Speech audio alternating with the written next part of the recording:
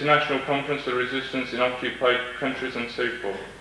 In January 1982, at an Afghan meeting, Ukrainian leaflets were distributed supporting the Afghanistan movement and deploring the dispatchment of non-Russian Soviet soldiers on the Afghan front, as they are not enemies of the Afghan people, and therefore asking the Afghan resistance to treat the non-Russian Soviet prisoners with some tolerance. In December 1982, with other nationalities, we organized a demonstration in protest of the 60th anniversary of the USSR. In the presence of several French delegates and personalities, we burnt a Russian flag and marched down the Champs-Élysées towards Aeroflot, where approximately 200 special police awaited our arrival, which increased the already strong interest of the general public. The 5,000 leaflets distributed explained how the USSR had been formed by communist representatives of Belarusia, Armenia, Azerbaijan, Georgia and Ukraine. These independent nations were completely occupied by 1922 by the Red Army and controlled by the Russian Bolshevik Party. Out of 2,215 delegates forming the control of the USSR, 2,092 were Russian party members. The existence of USSR is a grave danger for the subjugating nations which suffer from extreme Russification, and for the free world it is the international balance and peace which are in danger. Independence is demanded for all occupations, for it is the basis of international justice and peace. In May 1983, Internationale de la Résistance organized a conference on the theme Freedom to Human Rights, where Petro Grigorenko, a former general of the Red Army, refused to proclaim a minute's silence in memory of the 50th anniversary of the Ukrainian dynasty.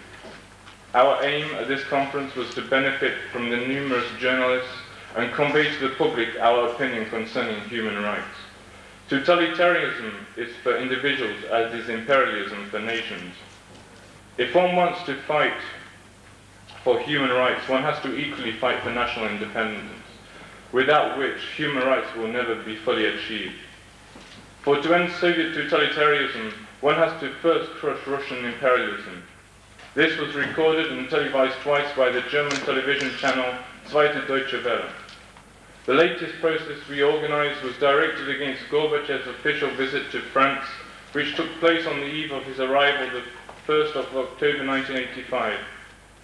A massive demonstration was directed by the SOS, Freedom for Human Rights and Subjugated Nations, at Trocadero in Paris. This organization is supported by members of the European Parliament, such as Od.зб, J. Mallet, P. Malo, J.T. Nordman, also by members of the French Parliament, M. Ligot, E. Hamel, J. Médecin, J. Mesmin, and so forth. Approximately 15 subjugating nations were represented, each nation having its own stand where leaflets were distributed, books sold, and information given about each country's plight. Many interesting contacts have been made, which testified much supportive correspondence and an increase in subscriptions for the Ukrainian French publicized journal L'Est Européen, the European East, which for the past 20 years has been concerning itself with political and historical topics. Contacts have also been made with local radio stations such as Radio Tour Eiffel, who have shown a great interest in our struggle. During the period of Gorbachev's visit, all demonstrations and protests had been prohibited by the French government. Yet conscious of the possible consequences, members of the Ukrainian youth organization, SUN, spent 5 consecutive nights collating 3,000 posters in all the districts of Paris. Unfortunately, 2 members of SUN were beaten up and 9 arrested by the French police. Our struggle shall continue, no matter whatever measures have to be taken until our objective is obtained. Thank you very much.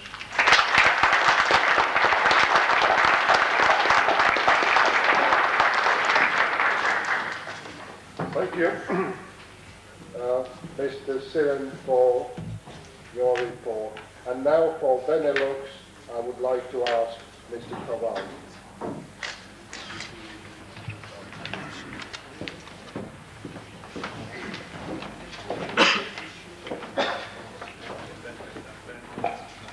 Mr. Chairman, ladies and gentlemen, in introducing this report as a representative of Benelux, which stands for Belgium, the Netherlands and Luxembourg, I would like to draw your attention to a few preliminary points. The activities of the ABN, although not being formally organized, as in the case of some of our neighbors, are nevertheless effective. In Belgium, for example, our various national groups are organized in the Intercommittee for the Refugees of Central Europe. This infrastructure allows us to coordinate projects of a cultural or political nature. Among the cultural projects, one could cite the Christmas procession in which we participate each year that allows the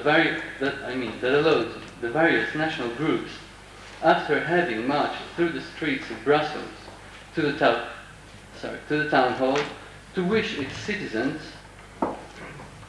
a Merry Christmas and to sing carols. It is a simple action, and deliberately so, but it gives us the opportunity to remind the citizens of Brussels on this occasion of our oppressed brothers who do not have the chance to celebrate the birth of Christ in joy, peace and liberty. Actions of a political kind are also carried out on national and European levels. On the national level, I will mention two particular actions. The first, a march of 40 kilometers by young Ukrainians carrying torches between Liège and the town of Banneuf, a place visited by many pilgrims. This march gave us wide press coverage in which the fate of Ukrainian political prisoners was brought to light.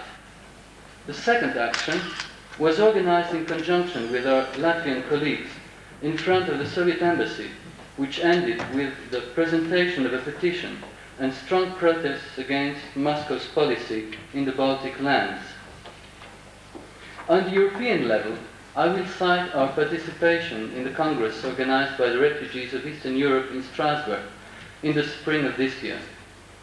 The aim of this Congress was to promote our cause at the European Assembly and attempt to place it on a formal basis there, and to remember that Europe is not limited to 10, soon 12 countries of the European Community. This action is still being pursued.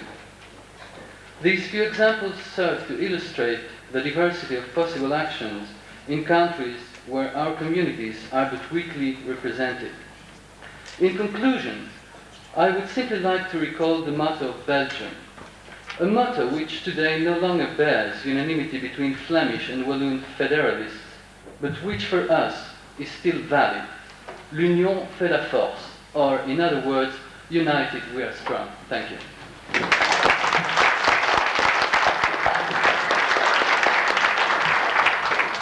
Thank you very much, Mr. Koval. Am I correct in understanding that from Latin America, Dr. Serisic is not here? Is not here yet. I would like to pass you over to Mrs. Hedstone for an announcement. It is a very short announcement. There are rooms available at the second floor. First of all, for the resolution committee, when we would like to work there. And then some delegations are very strong if they would like Vietnamese or Afghans or some others would like to have their small meetings, so they are free to take advantage of these rooms. Second one announcement, all delegates and guests are invited to have lunch here and dinner. All meals will be served here all the days until Sunday noon including. And if somebody wishes to have coffee or tea, they are also at the lower level. Thank you very much.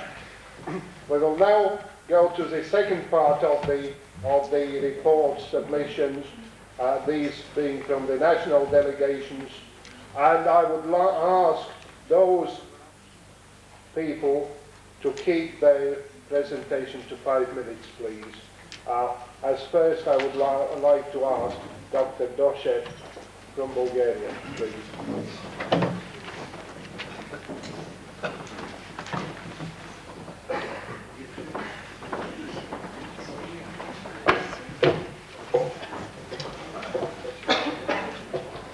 Mr. Chairman, President Stechko, Mrs. Stechko, dear delegates and guests, due to limited time, I will make very short remarks. You have my report in your file in writing. I want to start my remarks with two statements which will describe in general what happened in Bulgaria after the communists take over. Bulgaria was known as the country of the roses. Now, under the communist regime, Bulgaria is a country of the tears. Bulgaria was known as the only country in which constitution stated any slave who stepped on the Bulgarian soil is a free man. Now, Bulgaria, under the communist regime, is a country of the slaves. It is known in 1944, the Russian Soviet Army occupied Bulgaria from Moscow, and 9th of September was appointed the communist government in Sofia, and Bulgarian people rejected the communists and started resisting the new communist regime. The communists, to retain the power, used the bloody terror.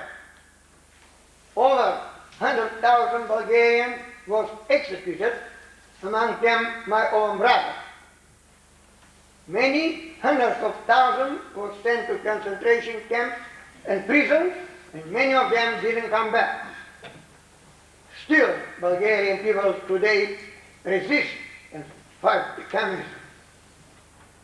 The communists in Bulgaria cannot control the situation without the help from the Soviet Union, and Soviet Union sent to Bulgaria over 200,000 expats who take the high position in the government, in the army, in the police, and the country today is under the full control of Moscow.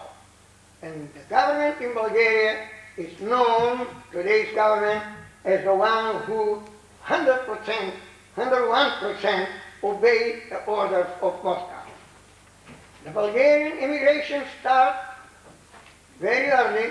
We are not many in number because the borders are sealed, and everyone who wants to escape put 99% chance of his life.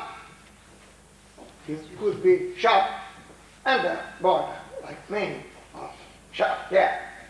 Bulgarian immigration formed many anti-communist organizations, starting with Bulgarian National Front, which I have the honor to represent in 1947, and then many others like the Bulgarian military, cultural organization, political organization, and social democrat, agrarian, and others. And we can say that when comes the point to defend Bulgarian independence, we forget about our differences of the opinion.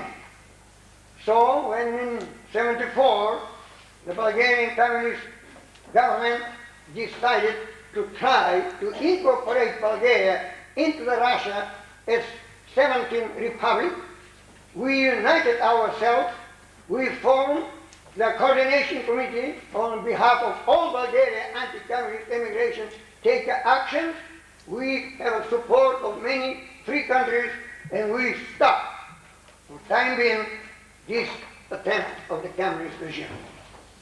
We continue the fight, and we will continue that fight to the end, when we will celebrate the liberation of our people and our country.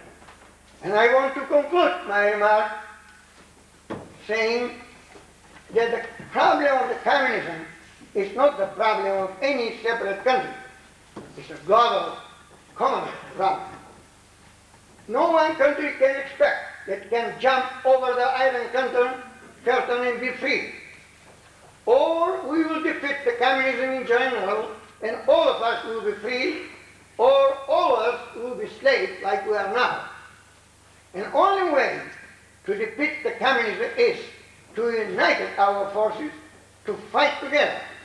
And the organization of the ABN, which I have honor to be one of the co-sponsors for founding that organization back more than 35 years ago, is the place where we can unite our forces and we can make possible the communism soon to be defeated. And I believe that we will succeed that and say, God help us, long live to all free people of the captive nation of tomorrow.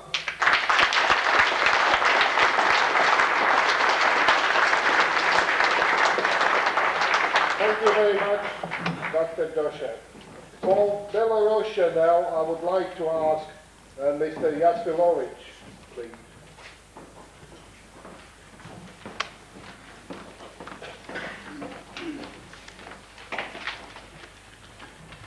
Mr. Chairman, distinguished guests, ladies and gentlemen, Belarusia was forcibly brought under the domination of Soviet Russian communism. It is a little-known country in the West, although being one of the founder members of the United Nations and having its representatives in the number of international organizations.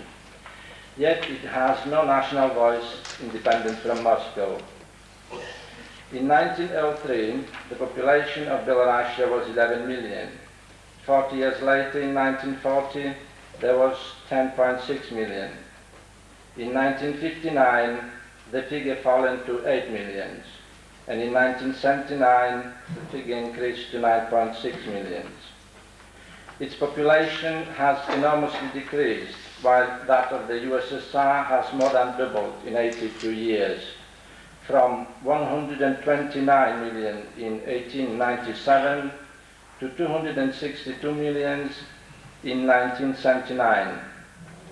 Based on conservative estimates, the losses for the whole period of the Russian communist occupation lie in the region of 8 million victims. Territory of Belarusia is situated between Russia, Ukraine, Poland, Lithuania and Latvia. Its surface area about 83,000 square miles, the size of England and Scotland put together. Over a third of ethnic Belarusian territories such as Smolensk, Bryansk and others was annexed to Russia. During the Second World War, the whole of Belarusia was a major battlefield. Over 25% of its population perished, and the economy of the country suffered terrible destruction. As for religion, in 1914, there was 6,000 churches and places of worship for a population of 11 million, so one church for 1,800 people. There was about 80% Christian of the Orthodox faith and about 16% Catholics. In 1979, there was only about 200 churches for a population of 9.6 million, one for 48,000 people. For comparison, in 1980, United Kingdom was one church for 1,100 people. For the last 4 decades, there has been an increased policy of assimilation and Russification of all nations in USSR, but particularly in the Ukraine and Belarusia, the only two Slavonic Union republics beside the Russia. Russian is the official language in all offices, universities, colleges, and the majority of technical, secondary and primary schools.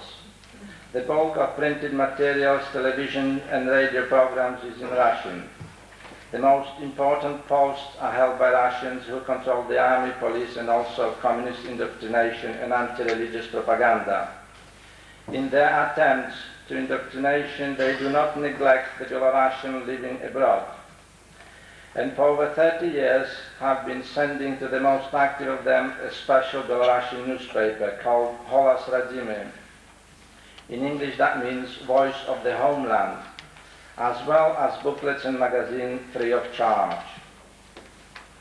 Violation of human rights. A number of prominent Belarusians, only a fraction of known victims, are still in prison, hard labor and concentration camps, or in psychiatric hospitals for their political, religious or cultural convictions. Memoranda setting out their names and their alleged crimes were sent to the government's prominent politicians and signatories of the Helsinki Agreement. The case of Mikhail Tukabaka and some others have been published by Amnesty International London branch.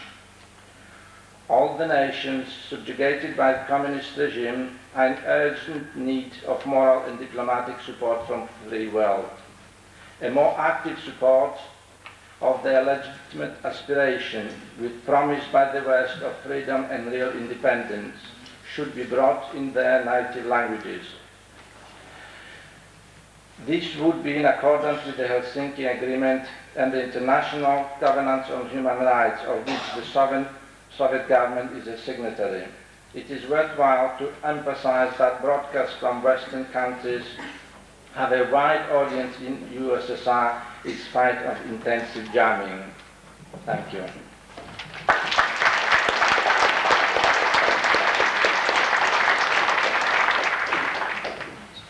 Thank you very much, Mr. Yasilovich. For Nicaragua now, I would like to ask Mr. Montavlan, please.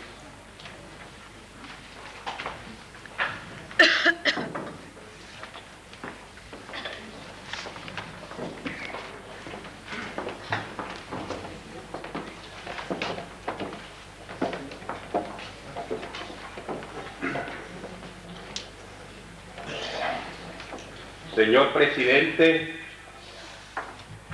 señores de la mesa directiva, invitados especiales, señoras y señores. Mr. President, Presidium, special ladies and gentlemen, delegates. Traigo un fraternal saludo en nombre de la unidad nicaragüense opositora. I bring you a fraternal greetings from the Nicaragua Nicaragua Opposition Group. La organización que reúne a casi todo el exilio nicaragüense. This organization represents all the exiles from Nicaragua. Traigo un saludo de más de 400,000 nicaragüenses, el 10% de nuestra población que ha tenido que salir huyendo de la represión marxista-leninista en mi patria. I bring you greetings from 400,000 Nicaraguans, which represent 10% of the population that had to escape from the country in order to remain in freedom. Y también traigo un saludo de los 25,000 heroicos combatientes que con las armas en la mano están luchando en las montañas de Nicaragua por expulsar el comunismo de mi patria.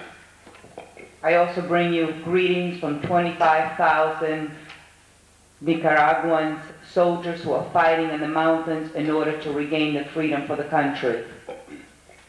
Vengo de un pueblo, Nicaragua, en América Central, que lleva 52 años luchando por su libertad y por su independencia.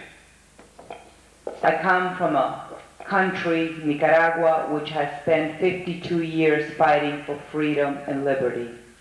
45 años en contra de la dictadura somocista que logramos expulsar el 19 de julio de 1979. 49 years against the Somoza regime, which we finally got rid of on... No, pero ¿qué fecha es?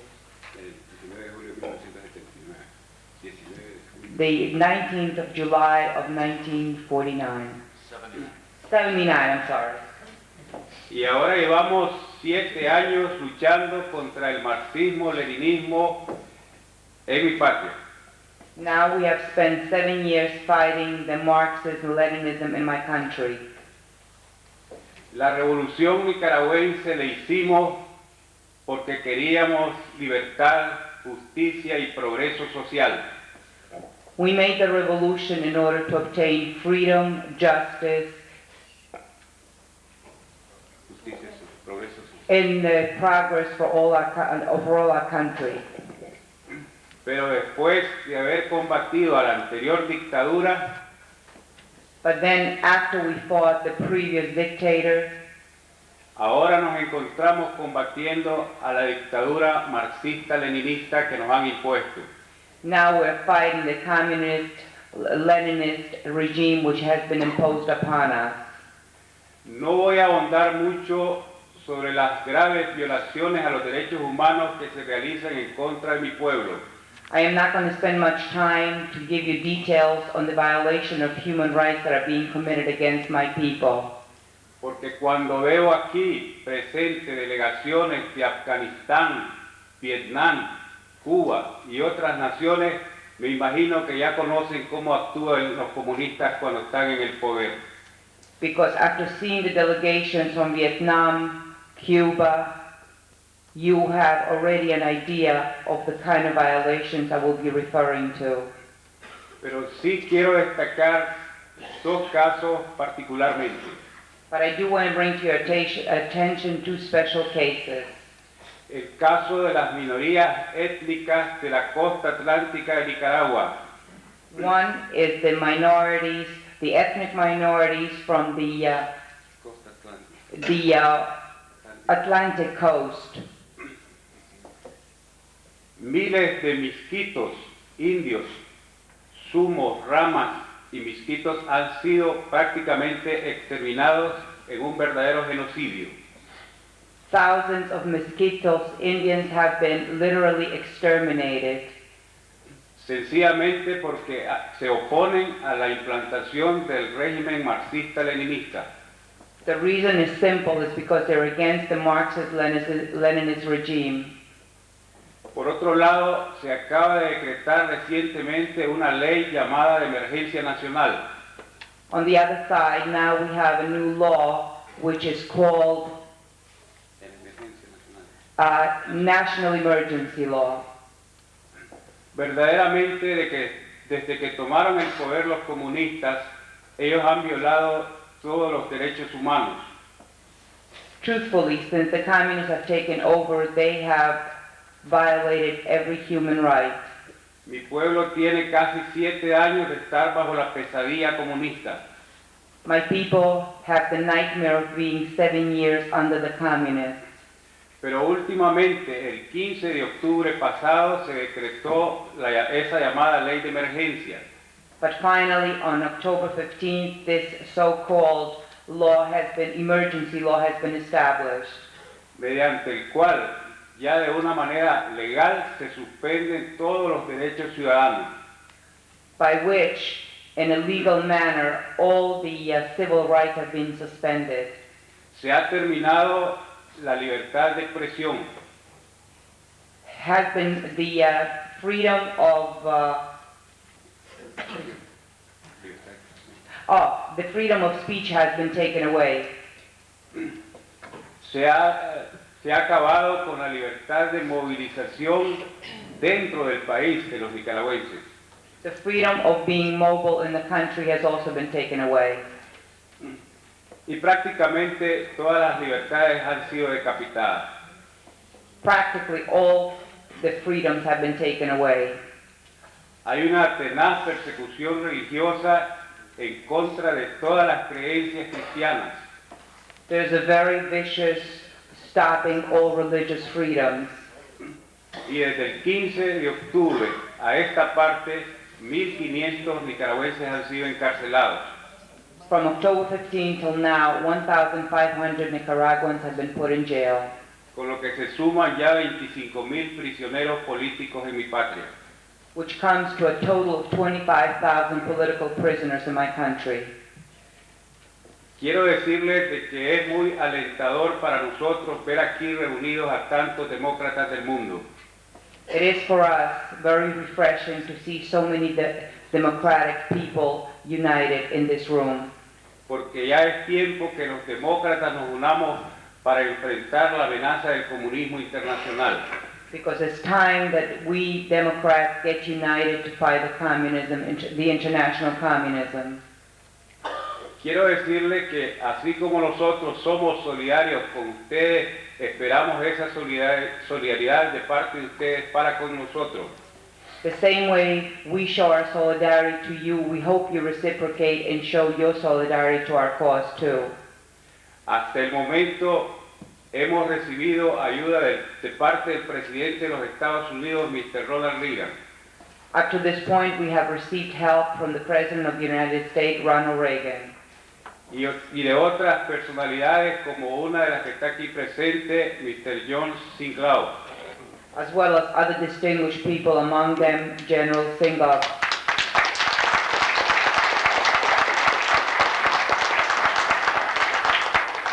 Queremos que esa ayuda se multiplique, We would like for this help to be multiplied, que ustedes envíen cartas, mensajes al Congreso de los Estados Unidos, donde esta ayuda ha tenido bastantes problemas hasta el momento. We would appreciate if you send letters and telegrams to the Congress of the United States where this help has been imperiled up to this point. Porque si bien nuestro pueblo va avanzando hacia la victoria, Because it is true that our country is moving to victory, requiere mayor ayuda todavía para alcanzarla. it needs much help to achieve that freedom. Estamos seguros que lo lograremos We are sure that we will achieve it, y seremos el primer país del mundo en que se demuestra de que el mito del comunismo, de que es irreversible, es una gran mentira. and we hope to be the first country to prove that the myth of the communism being infallible is proven wrong. Nuestro pueblo está dispuesto a hacerlo, Our people are ready to do it, porque como dijo nuestro poeta nacional, because like our national poet said, Nicaragua está hecha de vigor y de gloria. our Nicaragua is made of vigor and glory. Nicaragua está hecha para la libertad. Nicaragua has been made for freedom. Muchas gracias. Thank you.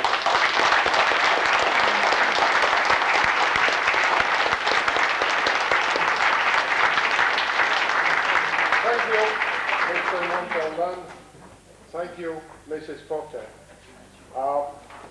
I slipped the line and I now ask for Croatia, Mr. Moore. Mr. Moore from Croatia. And can I please remind the 5-minute rule?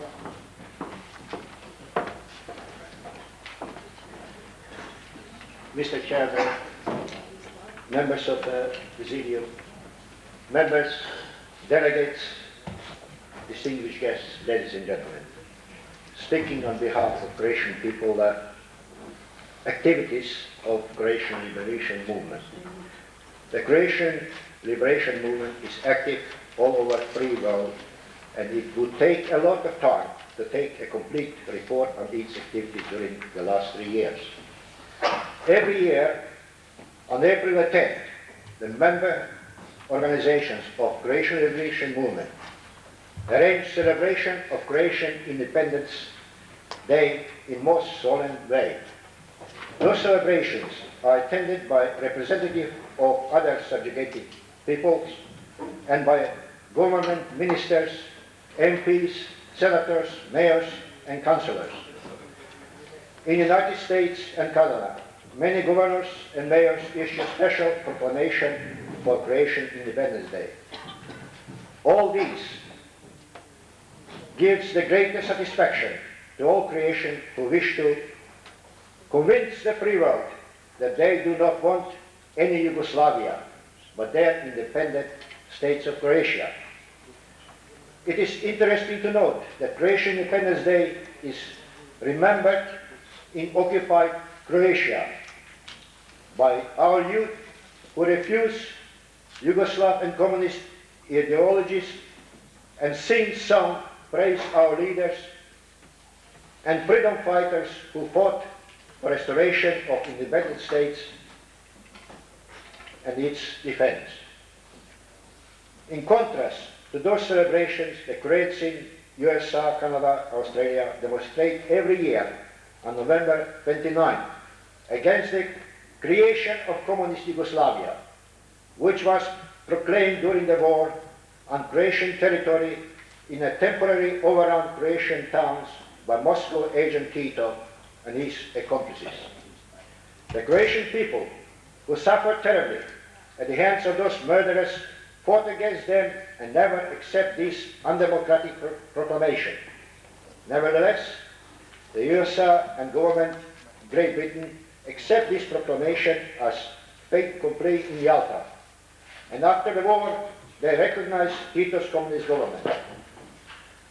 The representative of Croatian Liberation Movement regularly take part in all international anti-communist conference organizations like ABN, BFC, AFABN, and WACL, where they ask for freedom and independence of Croatia and stress their solidarity with all those who fight against Russian imperialism. This is the main reason why Belgrade and its friends in the West do everything to stop Croatian Liberation Movement participating in those conferences.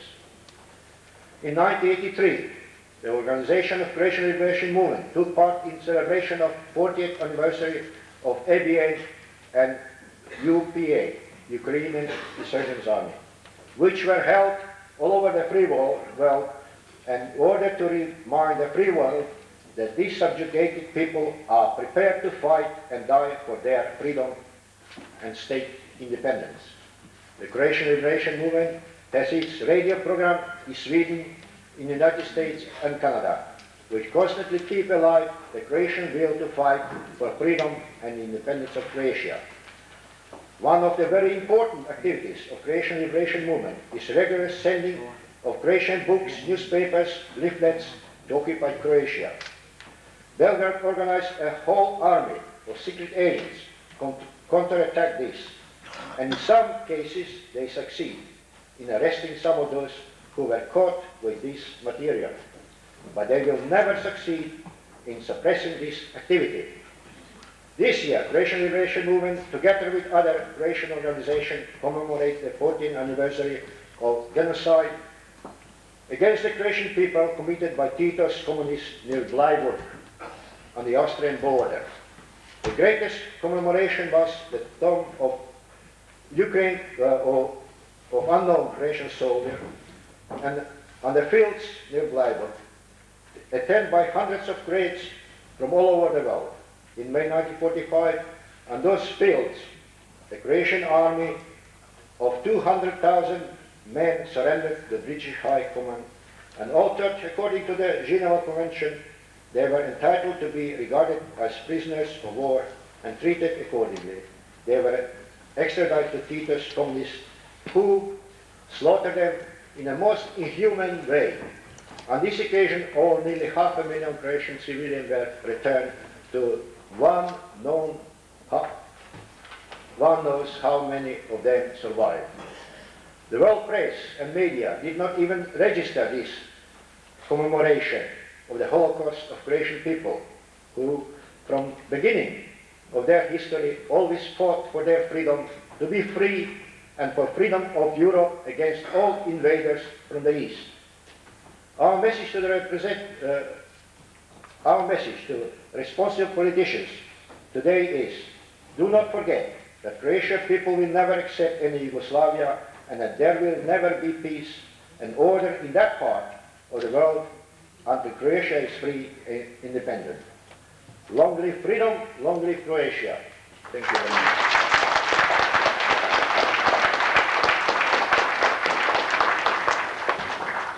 Thank you, Mr. Moore.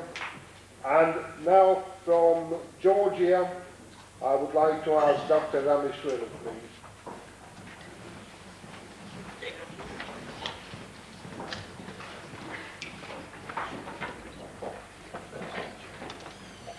Mr. President, ladies and gentlemen, the Soviet nationalist practice by Katz places the Georgians as the foremost, the first as in national political identity in the Soviet Union ahead of the Russians. The Georgians have had about 17 insurrections against Tsarist Russia and roughly 17 insurrections or major protest movements against Soviet rule. We never had anti-Semitism, and we never discriminated against Jews, Muslims or Christians. In 1917, the revolution in Georgia was bloodless. Not one Georgian, Russian, Jew, Armenian, Azerbaijani, Greek or Ukrainian was killed. Georgia was surprisingly the first social democratic state in the Western sense in the world. And it was a social democracy with a human face, as witnessed by Western politicians, no less than Ramsay MacDonald, when he came back from a visit to Georgia in June 1920 in the Labour Leader. He wrote, "I would like to see such a human system in my own country."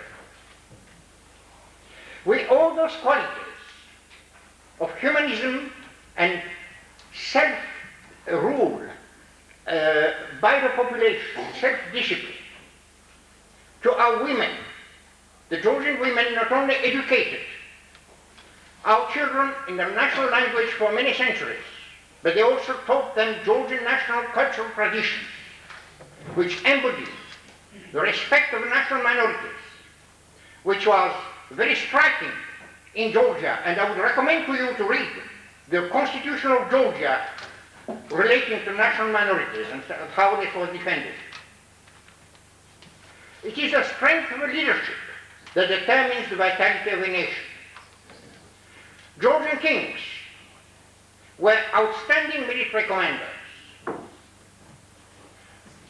After the revolution, the man of steel in Georgia was not Stalin, but the first prime minister and later minister of interior, a right-wing social democrat, who since 1903 had been a strong anti-Bolshevik and had defended the independence, the principle of our independence. He was a natural choice as premier, and he established later on as a minister of interior Georgia as a stronghold against communism. The Bolsheviks were locked up in jail, there were 2,000 of them, and there were very few that were free, and they could not overthrow the country from within. That's a little comment that I'd have to point out about Georgia. Now, with the downfall of Deniki in spring 1920, the Red Army was welcomed in North Caucasus simply because they were promising national self-determination to the relatively naive North Caucasians at that time, while the Cossacks and Deniki had insisted on reconquering the North Caucasus as part of the Russian Empire. The North Caucasians were the first to rebel and come out in a major rebellion, and the military operations in Dagestan lasted from June 1920 until March 1921. And I'd like to place this on record for them as the first insurrection under Soviet rule. The case of Azerbaijan was different. The role of Turkish military advisors, which at the time were pro-Soviet, and notably the poor Enver Pasha and Nuri Pasha,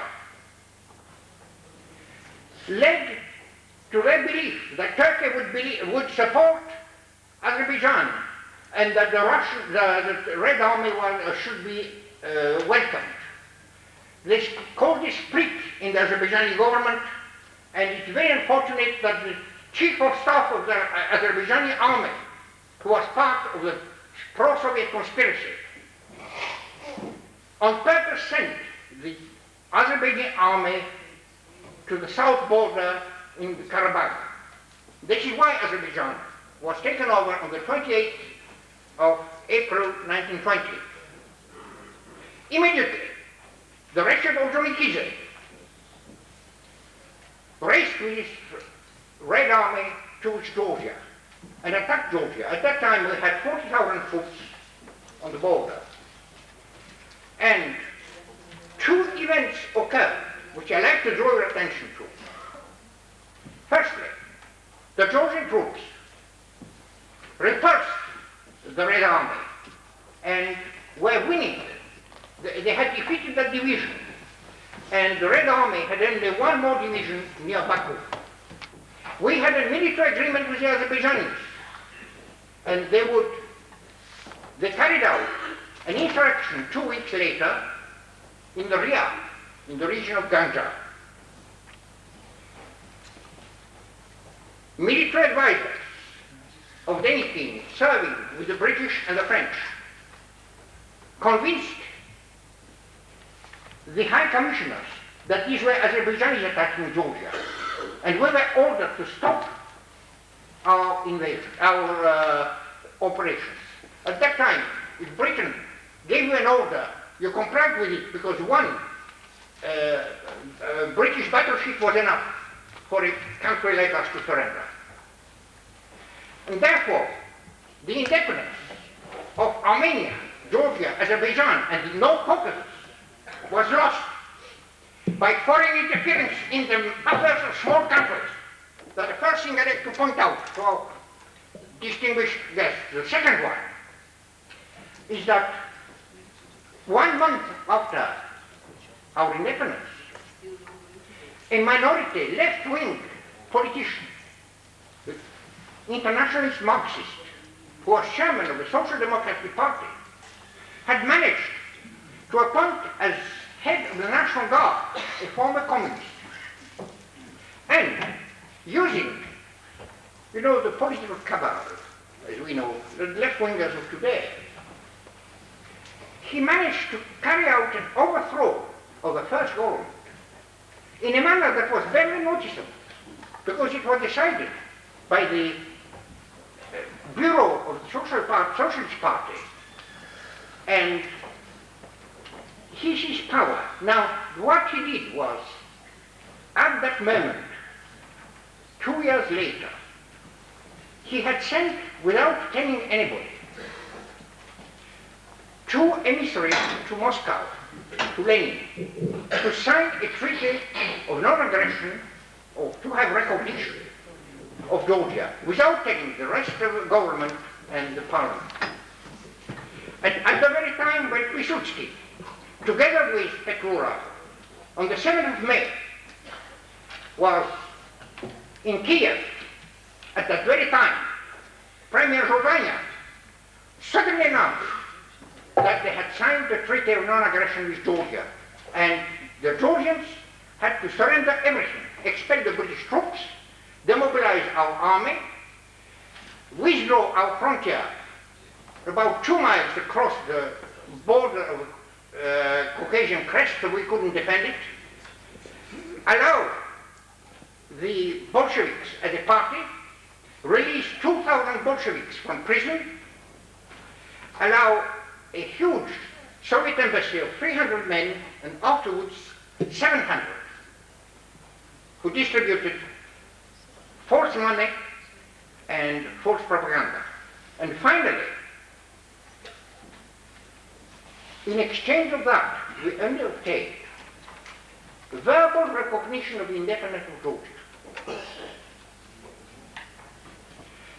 That was a Trojan horse introduced by a left-winger in our country, and that was a major cause of our downfall.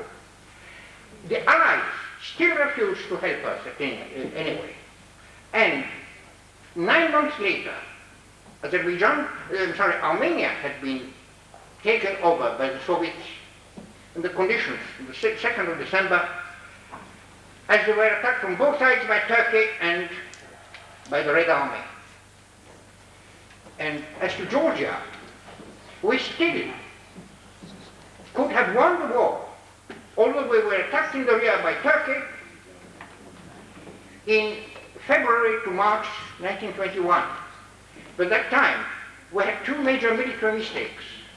That prime minister, in the middle of the battle of Fort Tbilisi, changed the commander-in-chief who was going to counterattack in Georgian style, and appointed another commander who refused to carry out our tactics and used the Kutuzov technique of withdrawing the troops. And we lost the war this way. I would like to point finally one thing, that Anders Wimbush has published, gentlemen, Soviet nationalities in strategic perspective 1985, totally ignoring the Caucasus. On the contrary, Marshal Grishko, a little more intelligent than him, in his battle for the Caucasus, says that it's barely possible to overestimate the importance of the Caucasus to the Soviet Union in military, strategic, economic, and political terms. We, the peoples of the Caucasus, do intend, whether some Westerners like it or not, to create one day, when we are free, a Caucasian confederation of independent states comprising Georgia, Armenia, North Caucasus, and Azerbaijan. And economically, we will be very viable, because the whole of Caucasus can live alone with tourism alone, and not mentioning the economic wealth and natural resources. Thank you very much. Thank you very much, Dr. Demetri. I'm running 10 minutes and a bit behind. Please, coming speakers, 5 minutes, otherwise we'll get no lunch. Now, for Latvia, it's my pleasure to ask Dr. Margarita Ausam, please.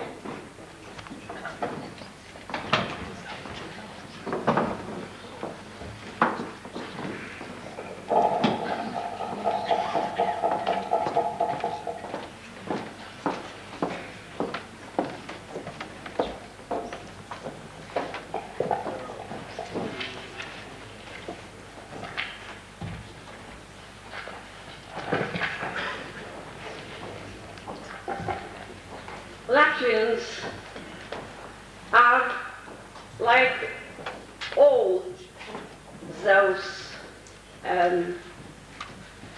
people who represent their countries now subjugated by the Russian imperialism, participate, let's say whether it's United States or Canada, and you have heard all about it.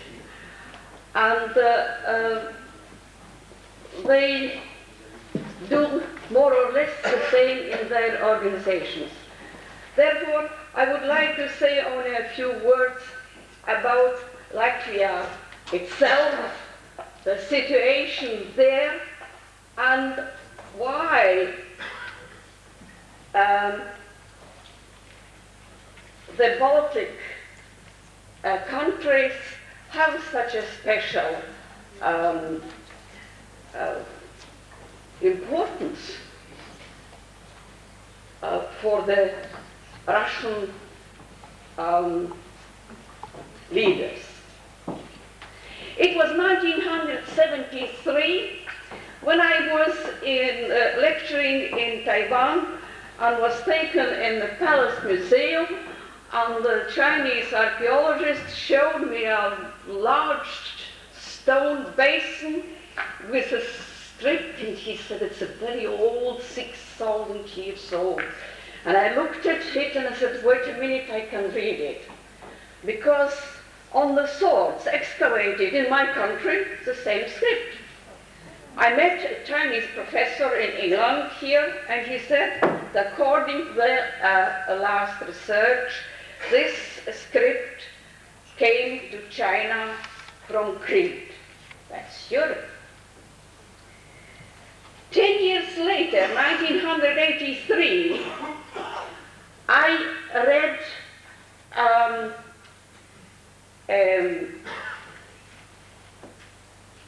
magazine which chief editor is a very famous Russian linguist Toporov. Cooperating with archaeologists, he wrote that 6,000 years ago, 5,000 years ago, about that time, from the Europeans, the Balts, the first with high culture and their own language went to the north. Then there was Middle Europe with its culture. In the middle there were tribes with no national identity and their own language. Under the influence of Balts, there was then created the Russian nation and language. Very brave was the Latvian who now, in my capital city Riga, at the end, wrote one sentence. Not so long ago we were told that the Latvians were developed from Russians and the Latvian language from the Russian language. It was Peter the Great who realized that the empire means navy. He went to West Europe to look for how to do it. But he didn't have ice-free ports. In Latvia there are two. So there was war. And when everything was cut down and dead, then Latvia and Estonia, Lithuania were part of the Russian Empire.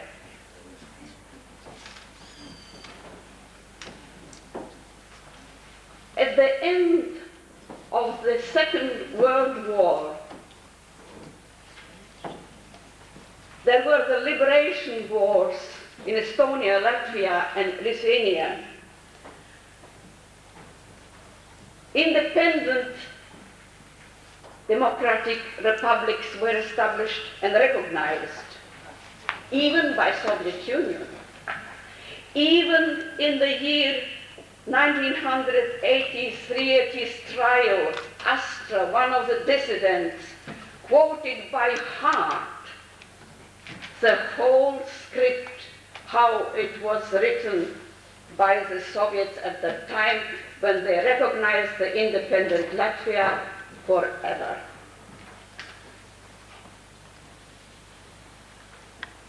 Being hardworking and intelligent, the Latvians could develop a high standard of living, and Aristide Briand called those Baltic republics the honest republics. But at the beginning of the Second War, there were rumors that there is a secret protocol signed by Molotov and Ribbentrop about the incorporation of the Baltic republics in the Soviet Union. Molotov said that such small family vegetable plots are not necessary for the Soviet Union, but they were necessary. As for the Peter the Great, so for the Stalin. Those three Baltic republics were necessary. And now, what has happened with those ice-free ports? There is a military sector. Nobody is allowed without permission to go in. There is a Navy basis, U-boat basis, Air Force basis, there is a rocket basis, there where to Scandinavia goes oil and gas and so on and on. And what about the Latvians?